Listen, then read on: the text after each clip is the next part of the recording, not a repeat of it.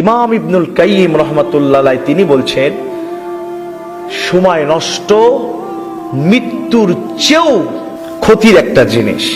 কারণ সময় নষ্ট হয়ে গেলে আল্লাহকে আর আখিরাতকে হারিয়ে ফেলতে হয়, আর মৃত্যু হয়ে গেলে শুধু দুনিয়াবাসীকে হারিয়ে ফেলতে হয়।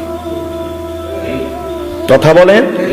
হযরত ইবনে মাসউদ রাদিয়াল্লাহু তাআলা আনহু তিনি বলছেন, আমার কাছে সবচেয়ে অনুতপ্তের দিন ওই দিন যেদিন সূর্য ডুবে গেল, আমার হায়াত কমে গেল, কিন্তু আমার নেকির পাল্লায় ন্যূনতম কিছু বৃদ্ধি হয় নাই।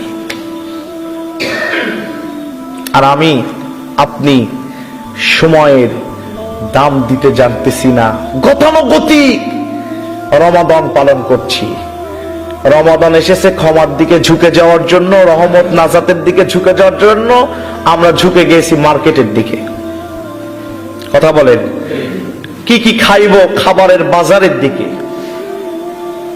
হ্যাঁ, ওটা একটি অংশ জীবনের, ওটা রাখতে হবে, কিন্তু রমাদানকে আপনার যথাযথভাবে মূল্যায়ন করতে হবে। কথা বলেন না কেন?